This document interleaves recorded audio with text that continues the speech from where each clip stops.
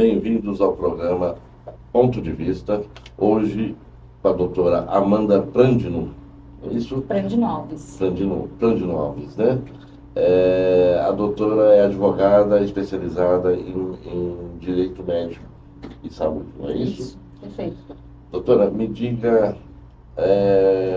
vamos entrar no assunto, quais são os direitos do paciente dentro dessa área, doutora? Eu sei que é uma área bem extensa, né? Tem bastante coisa a ser debatida, mas quais são os principais direitos dentro da área de saúde para o paciente, para as pessoas normais? Perfeito.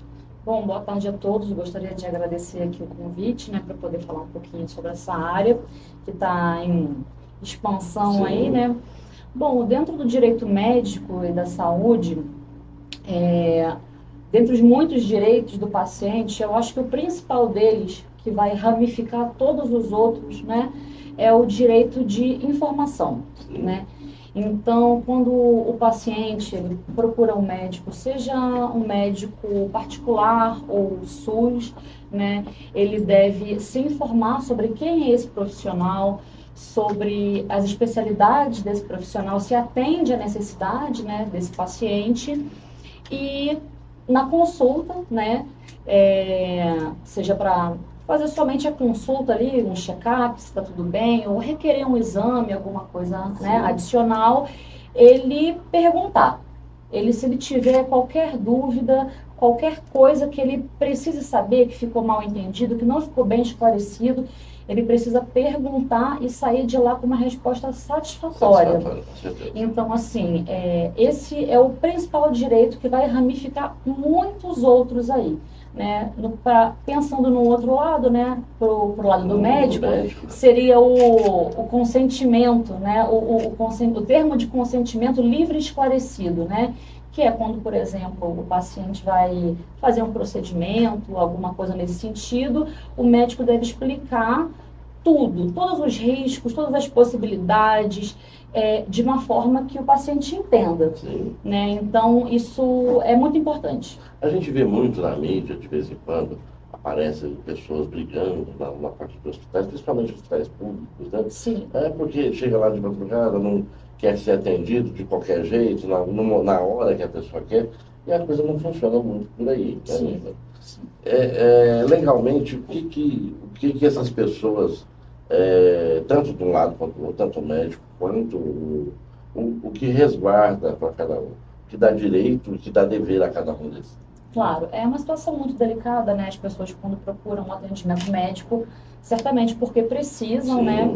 E do outro lado, nós também temos os profissionais da área de saúde, que nós sabemos que no Brasil são sobrecarregados. Exatamente. Nossos hospitais, infelizmente, são sucateados, né? Então, assim, é uma carga de trabalho muito pesada, né? Então, assim, existem as dores de ambos os lados, né? Sim. Para aqueles que vão procurar um atendimento médico, né? Havendo ali uma dificuldade, você precisa aguardar ali, você tem que chegar numa recepção, perguntar a estimativa de atendimento, se há médico ali, qual a especialidade dos médicos que estão ali também, para ver se vão te atender, né? E nós temos, os hospitais têm as ouvidorias, né? Então, assim, os hospitais, eles precisam ter os médicos, né? Geralmente tem uma escala, você como cidadão tem como consultar essa escala para saber quem está ali de plantão naquele dia, se tem médico, se não tem. E assim, também temos as situações de urgência, né? Então, por exemplo, aconteceu um acidente de carro, vamos colocar assim, né? Precisa-se de um atendimento imediato. Sim. Não tem médico, como é que faz? Né? Então, assim, aí vai entrar o papel do advogado. Né? Não, infelizmente, essa parte ali, essa pessoa que está precisando desse atendimento de urgência, que não são poucas, né? Sabemos que são muitas, então, assim, é difícil mesmo atender a demanda de todo mundo, né? Então, essa pessoa ela vai precisar, sim, de um atendimento especializado, de um advogado, a gente chama de medida liminar, né? Uma medida de urgência, para se tentar uma internação, se tentar um medicamento, uma prótese, por exemplo, né? Um procedimento. Então, assim, é fundamental um especialista nessa área. E tem alguma medida legal que a pessoa pode tomar nisso?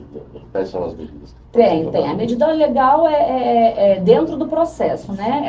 Essa pessoa ela vai ter que procurar um advogado e dentro desse processo contra o Estado ou município, se for no caso do SUS, ou se for em caso de um hospital particular contra o hospital empresa, né? Nós chamamos de medida liminar, né? Eu vou conseguir uma liminar aqui. Essa liminar, ela pode servir para várias coisas. Mas que tipo de provas, por exemplo, que a pessoa tem que levar para conseguir? A prova é a urgência. Então, por exemplo, você leva ao juiz, olha, nós precisamos internar essa pessoa sob risco de morte, né? Essa pessoa precisa dessa medicação sob risco de morte, ou então de um grave dano. Olha, se eu não operar agora, posso ficar sem andar. Sim. Então, é baseado nessa situação de urgência, né? Essas medidas liminares são pedidas e muitas vezes deferidas também.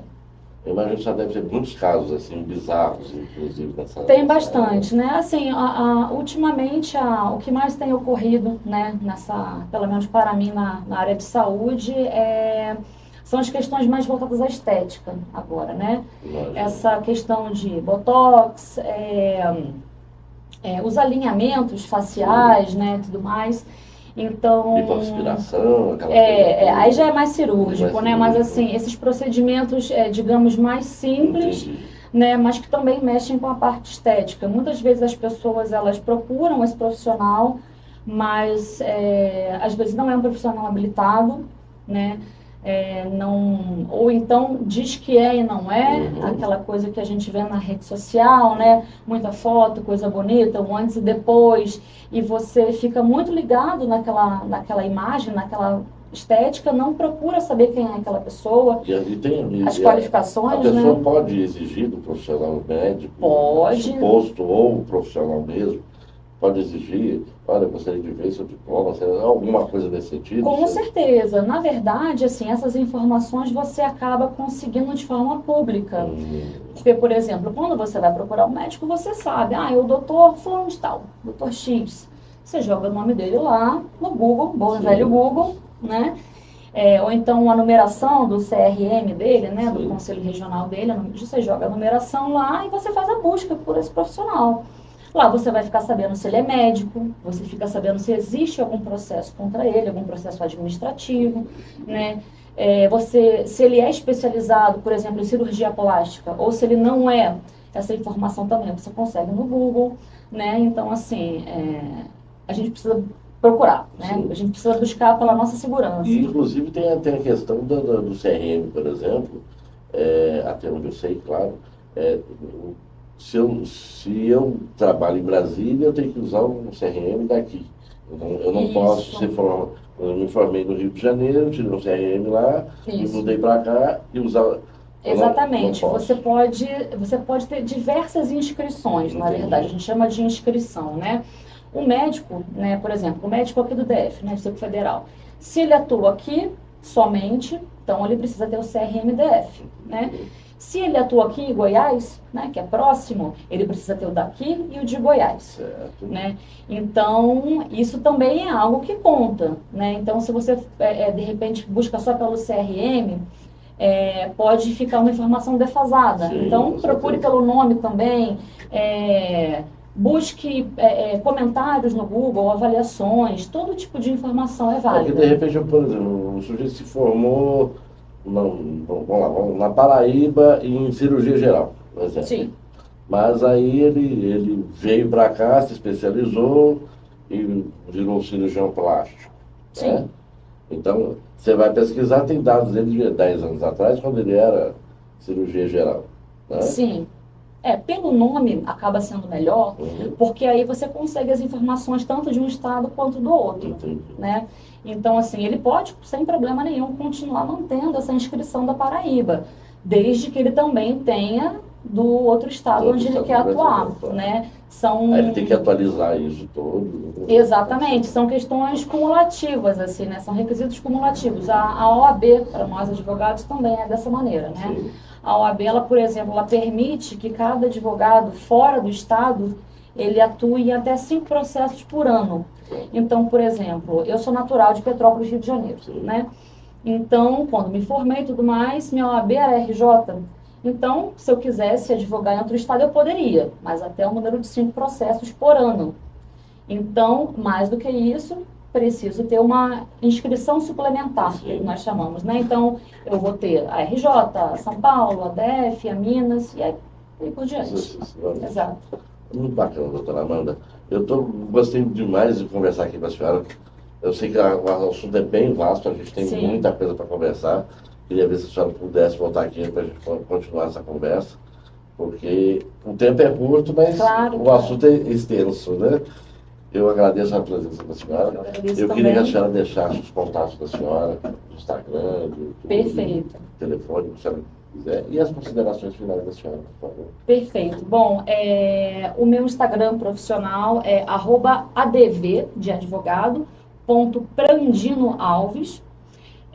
Tem meu site profissional, www.prandinoalves.adv.br, e o meu telefone de contato, né, meu telefone profissional é DDD 61 982346264.